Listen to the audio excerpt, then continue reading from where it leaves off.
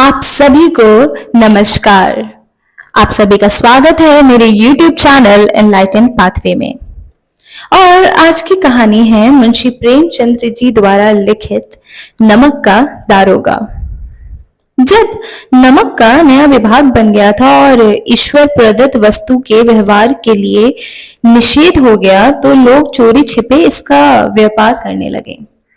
अनेक प्रकार के छल प्रपंच का सूत्रपात हुआ और कोई घूस से काम निकालता था तो कोई चालाकी से। अधिकारियों के पांव बाहर थे और पटवागिरी का सर्व सम्मानित पद छोड़ छोड़कर लोग इस विभाग की बर्फ और बर्क अंदाजी करने लगे। इसके दारोगा पद के लिए तो वकीलों का भी जी ललचाता था। ये वो समय की बात है जब अंग्रेजी शिक्षा और ईसाई मत दोनों लोग एक ही वस्तु समझते थे। फारसी का प्राबल्य था और प्रेम की कथाएं और श्रृंगार रस के काव्य पढ़कर लोग फारसीदा लोग सर्वोच्च पदों पर नियुक्त हुआ जाया करते थे। मुंशी बंसीधर के जुलेखा के विरह कथा समाप्त करके मंजू ने फरहाद के प्रेम वृतांत को नल और नील की लड़ाई में अमेरिका के आविष्कार से अधिक महत्व को बताते हुए समझे और रोजगार की खोज में निकल गए। उनके पिता एक अनुभवी पुरुष थे और समझाने लगे कि बेटा घर की दुर्दशा देख रहे हो, ऋण के बोझ से हम सब दबे हुए हैं। लड़कियां हैं वो घास फूस की तरह बढ़ती चली जाती हैं। मैं कगारे पर वृक्ष हो रहा हूं, ना मालूम कब गिर पड़ूं। अब तुम ही घर की मालिक हो, मुख्तार हो। नौकरी में ओहदे की ओर ध्यान मत देना, ये तो पीर की मजार है। निगाह चढ़ावे और चादर पर रखनी चाहिए। ऐसा काम ढूंढना कि कुछ ऊपरी भी आए। मासिक वेतन तो पूर्णमासी की चांद की तरह होता है जो एक दिन दिखाई भी नहीं देता और घटते घटते लुप्त हो जाता है। ऊपरी आय बहता हुआ स्रोत है जिससे सदैव प्यास बुझती रहती है। वेतन मनुष्य देता है और इसी में वृद्धि नहीं होती। ऊपरी आमदनी तो ईश्वर देता है, इसी से बरकत भी होती है। तुम स्वयं विद्वान हो और मैं तुम्हें क्या ही समझाऊं। इस विषय में विवेक की बड़ी आवश्यकता होती है। मनुष्य को देखो और उसकी आवश्यकता को देखो तो अक्सर ही हमें देखने को मिलता है कि उसके उपरांत जो उचित समझे वो समझ में आए वो करे। गरज वाले आदमी के साथ कठोरता करने के लाभ में ही लाभ है, लेकिन बेरोजगार और बेगरज को दाव पर पाना जरा कठिन है। इन बातों को निगाह में बांध लो तो मेरी जन्म भर की कमाई हो जाए। इस उपदेश के बाद पिताजी ने आशीर्वाद दिया और वंशीधर आज्ञाकारी पुत्र भी थे। ये बातें ध्यान से सुनी और तब तक घर से चल दिए। इस वृतांत संसार में उनके लिए धैर्य अपना मित्र, बुद्धि अपनी पथ प्रदर्शक और आत्मावलंबन ही अपना सहायक था। लेकिन अच्छे शकुन से चले थे तो जाते ही जाते नमक विभाग में दारोगा का पद उन्हें मिल ही गया। वेतन अच्छा था और ऊपरी आय का तो ठिकाना ही नहीं था और वृद्ध मुंशी जी के सुख संवाद मिला तो फूले न समाये। महाजन कुछ नर्म पड़े और कलवार की आशा लता लहलहाई। पड़ोसियों के हृदय में तो मानो शूल उठने लगी। जाड़ी के दिन थे और रात का समय। नमक के सिपाही चौकीदार नशे में मस्त थे। मुंशी वंशीधर को यहाँ आए अभी कुछ महीने ही हुए थे और कुछ महीने से ज्यादा ना हो पाए थे, लेकिन इस थोड़ी से समय में ही उन्होंने अपनी कार्य कुशलता और उत्तम आचार से अफसरों को मोहित कर लिया था। अफसर उन लोगों को बहुत मानते थे और बहुत विश्वास करने लगे थे। नमक के दफ्तर से 1 मील पूरब की ओर एक जमुना बहती थी। उस पर नावों का एक पुल बना हुआ था और दारोगा जी किवाड़ बंद किए मीठी सी नींद में सो रहे थे। अचानक आंख खुली तो देखा कि नदी की प्रवाह की जगह गाड़ियों की गड़गड़ाहट तथा मोहल्ले का कोलाहल सुनाई दे रहा है। वो उठ बैठे। इतनी रात गए, गाड़ियां क्यों नदी के पार जा रही हैं? अवश्य कुछ ना कुछ गोलमाल है। तर्क ने भ्रम की पुष्टि की और वर्दी पहनी, तमंचा जेब में रखा और बात की बाद में घोड़ा बढ़ाए हुए पुल पार करने लगे। गाड़ियों की एक लंबी कतार थी और पुल के पार जाती दिख रही थी। डांट के पूछा कि अरे ये किसकी गाड़ी है? सन्नाटा हुआ और आदमी ने कानाफूसी की। तब आगे वाला आदमी धीरे से कहता है कि पंडित आलोपीदीन की है। कौन पंडित आलोपीदीन? दातागंज के मुंशी वंशीधर चौके और पंडित आलोपीदीन इस इलाके के सबसे प्रतिष्ठित जमींदार थे। लाखों रुपए का लेन देन करते थे और इधर छोटे से बड़े कौन से ऐसे थे जो ऋणी उनके ना हो। व्यापार में लंबा चौड़ा था और व्यापार भी उनका काफी लंबा चौड़ा था। बड़े चलते पुर्जे आदमी थे वो। अंग्रेज अफसर उनके इलाके में शिकार खेलने आते थे और उनके मेहमान बनकर रहते थे। 12 मास सदा व्रत चलता रहता था। मुंशी ने पूछा कि ये गाड़ियां कहां जाएंगी? उत्तर मिला कि कानपुर। लेकिन इस प्रश्न में इनमें क्या है जो सन्नाटा छा गया। दरोगा साहब का संदेह और बढ़ गया और कुछ देर तक उत्तर की बाट देख रहे थे और जोर से बोले कि क्या तुम सब गूंगे हो? हम पूछते हैं कि इनमें क्या लाता है? जब इस बात का भी उत्तर ना मिला तो उन्होंने घोड़े की ओर एक गाड़ी से मिलाकर बोरे को टटोला और भ्रम दूर हो गया, क्योंकि ये नमक के ढेले थे। पंडित आलोपीदीन अपने सजीले रथ पर सवार थे और कुछ सोते हुए एक कुछ जागते हुए से चले आ रहे थे। अचानक कई गाड़ी वालों ने घबराए हुए आकर जगाया और बोले कि महाराज, दरोगा ने गाड़ियां रोक दी हैं और घाट पर खड़े होकर आपको बुला रहे हैं। पंडित आलोपीदीन का लक्ष्मी जी पर अखंड विश्वास था। वो कहा करते थे कि संसार का तो कहना ही क्या, स्वर्ग में भी लक्ष्मी जी का ही राज्य है। उनका यह कहना था कि यथार्थी था उनका यह कहना यथार्थी था, क्योंकि न्याय और नीति सब लक्ष्मी के ही तो खिलौने हैं। इन्हें वो जैसे चाहे वैसे नचाती रहती हैं। लेटे ही लेटे गर्व से बोले कि चलो हम आते हैं। यह कहकर पंडित जी ने बड़ी ही निश्चिंतता से पान की बीड़ी लगा के खाई और फिर लिहाफ ओढ़े दरोगा के पास आकर बोले कि बाबूजी आशीर्वाद। कहिए, हमसे ऐसा कौन सा अपराध हुआ कि गाड़ियां रोक दी आपने? हम ब्राह्मणों पर तो आपकी कृपा दृष्टि रहनी चाहिए। वंशीधर रुखाई से बोले कि सरकारी हुक्म है। पंडित आलोपीदीन ने हंसकर कहा कि हम सरकारी हुक्म को नहीं जानते, ना ही सरकार को। हमारे सरकार तो आप ही हैं। हमारा और आपका तो घर का मामला है। हम कभी आपसे बाहर हो सकते हैं क्या? आपने व्यर्थ का ही कष्ट उठाया।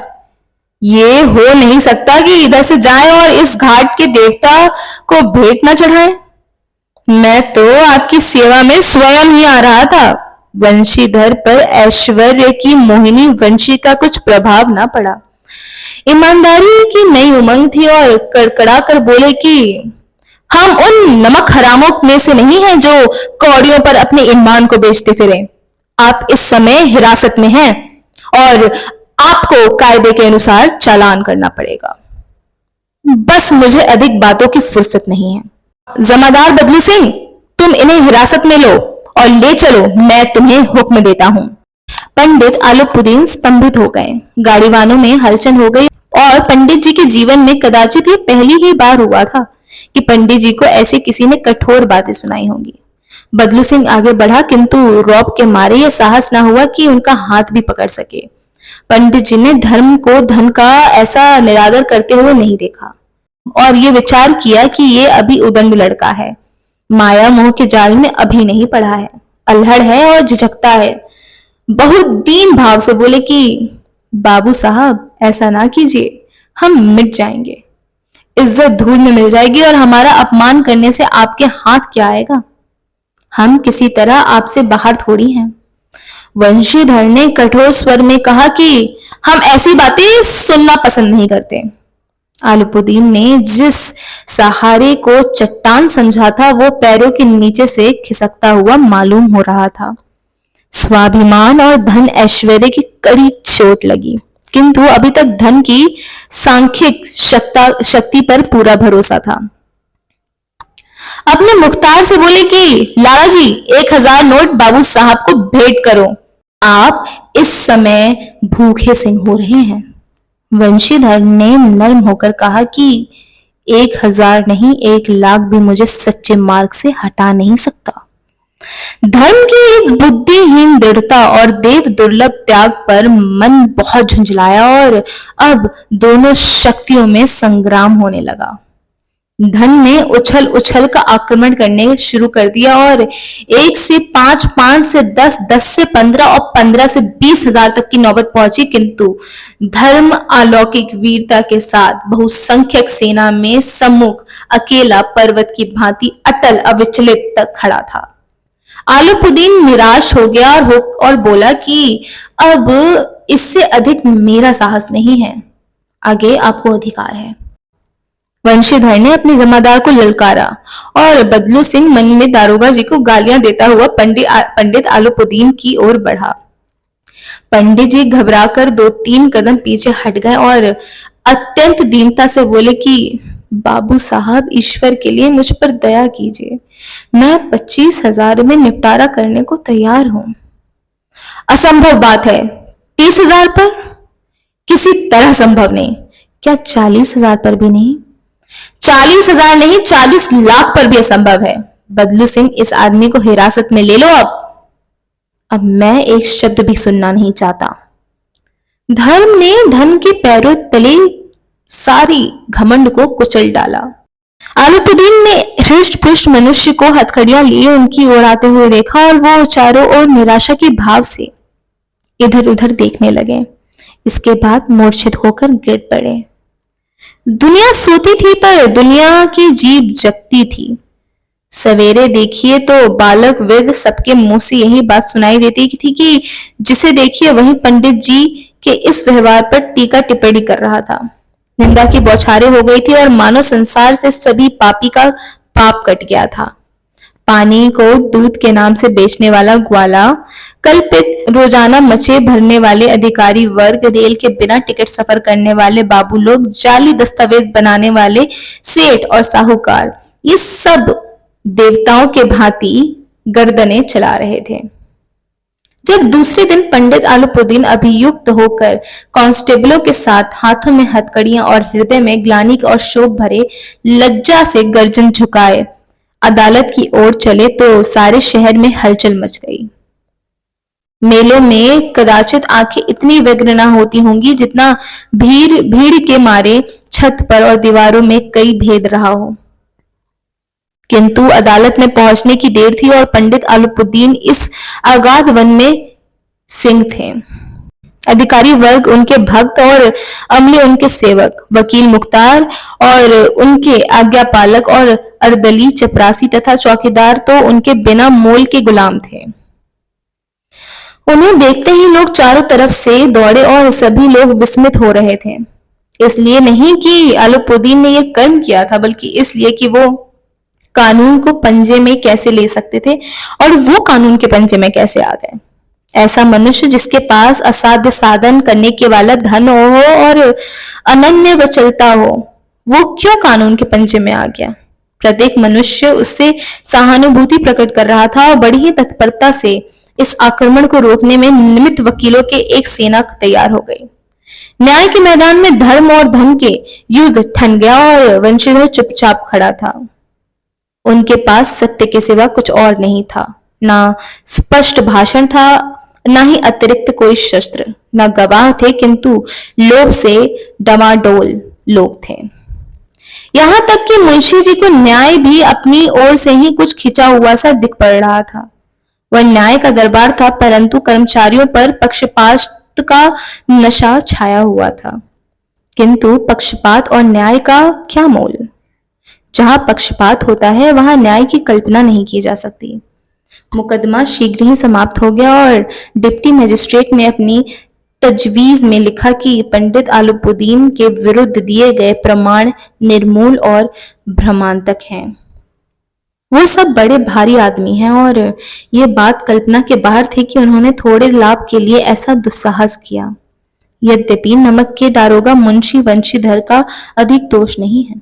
लेकिन ये बहुत खेद की बात है कि उसकी उद्दंडता और विचारहीनता के कारण एक भले मानुस को कष्ट झेलना पड़ा। हम प्रसन्न हैं कि वो अपने काम में सजग और सचेत है, किंतु नमक के मुकदमे की बढ़ी हुई नमक हलाली ने उसकी विवेक और बुद्धि पर डेरा डाल दिया है, उसे भ्रष्ट कर दिया है। भविष्य में उसे होशियार रहना चाहिए। वकीलों ने ये फैसला सुना दिया और उछल पड़े। पंडित आलूपुदीन मुस्कुराते हुए बाहर निकले और स्वजन बांधवों ने रुपए लुटा दिए। उदारता का सागर उमड़ पड़ा और उसकी लहरों ने अदालत की नींव पर तक हिला दी।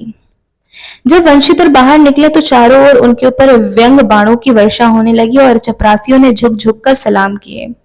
किंतु इस समय एक एक कटु वाक्य, एक एक संकेत उनके गर्वान्वित होने को प्रज्वलित कर रहा था। कदाचित इस मुकदमे में सफल होकर वो इस तरह अकड़ते ना चलते। आज उन्होंने संसार का एक खेदजनक विचित्र अनुभव हुआ। न्याय और विद्वत्ता, लंबी चौड़ी उपाधियां और बड़ी बड़ी दाढ़ियां, ढील चोंगे एक भी सच्चे आदर का प्रमाण नहीं है, ना ही उसका पात्र है। वंशीधर ने धन से बैर मोल लिया था।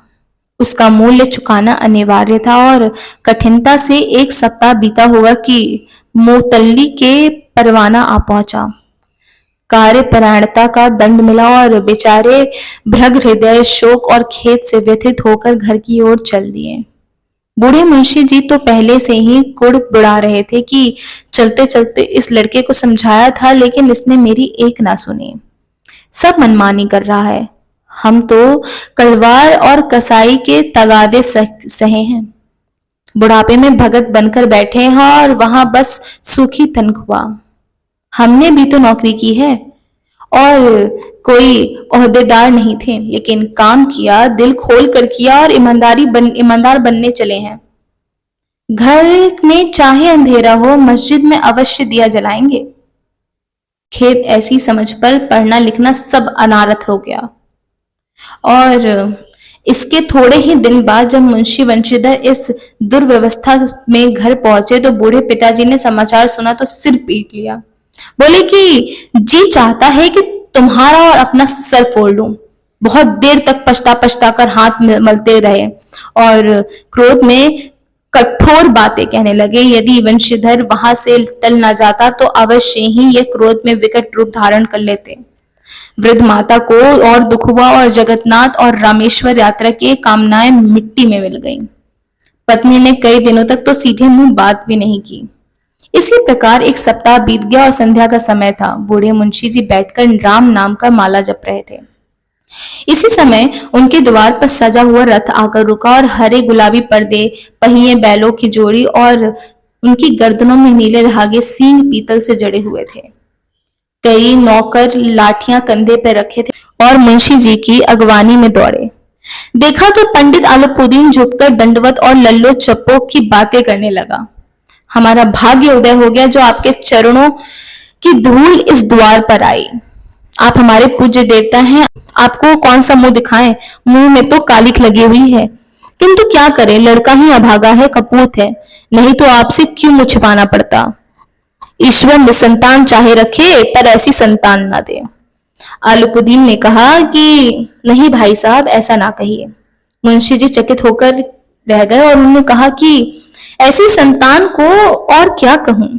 आलूपुदीन ने वात्सल्यपूर्ण स्वर में कहा कि कुल तिलक और पुरखों की कीर्ति उज्जवल करने वाले संसार में ऐसे धर्मपरायण मनुष्य हैं जो धर्म पर अपना सब कुछ अर्पण कर सकते हैं क्या? पंडित आलूपुदीन ने वंशीधर से कहा कि दारोगा जी, इसे खुशामद ना समझिएगा। खुशामद करने के लिए मुझे इतना कष्ट उठाने की जरूरत ना थी। उस रात आपने अपने अधिकार बल और अपने हिरासत में लिया था, किंतु आज मैं स्वेच्छा से आपकी हिरासत में आया हूं। मैंने हजारों रईस और अमीर देखे हैं, हजारों उच्च पद अधिकारी देखे हैं और उनके साथ काम भी किया है और उनको परास्त भी किया है, पर मैं कभी किसी से परास्त नहीं हुआ। मैंने सबको अपना और अपने धन का गुलाम बनाकर पीछे छोड़ दिया। मुझे आज्ञा दीजिए कि मैं आपसे कुछ विनय करूं। वंशीधर ने आलूपुदीन से को आते देखा तो उठकर सत्कार किया और स्वाभिमान सहित समझ गए कि महाशय मुझे लज्जित करने आए हैं और जलाने आए हैं। क्षमा प्रार्थना की चेष्टा नहीं की और वरन उन्हें अपने पिता से कहकर ठकुर सुहाती की बात पर प्रतीत हुई। पर पंडित जी की बातें सुनी तो मन में मैल जो था वो मिट गया। पंडित जी की ओर उड़ती हुई दृष्टि से देखा और सद्भाव झलक रहा था। गर्व ने अब लज्जा के सामने सर झुका लिया था। शर्माते हुए बोले कि ये आपकी उदारता है जो आप ऐसा कह रहे हैं। मुझसे जो कुछ अभिनय हुआ उसे क्षमा कीजिएगा। मैं धर्म की बेड़ी में जकड़ा हुआ था, नहीं तो वैसे मैं आपका ही दास हूँ। जो आज्ञा होगी वो मेरे सर माथे पर होगी। अलीपुदीन ने विनीत भाव से कहा कि नदी तट पर आपने मेरी प्रार्थना स्वीकार नहीं की थी, किंतु आज स्वीकार करनी पड़ेगी। वंशीधर ने बोला कि मैं किस योग्य हूँ, किंतु जो आप सेवा मुझसे कहेंगे वो मैं जरूर करूंगा और उसमें त्रुटि नहीं करूंगा। अलीपुदीन ने एक स्टैंप लगा हुआ पत्र निकाला और वंशीधर के सामने रखकर बोले कि इस पद को स्वीकार कीजिए और अपना हस्ताक्षर कीजिए। मैं ब्राह्मण हूं और जब तक ये सवाल पूरा ना कीजिएगा द्वार से हटूंगा नहीं।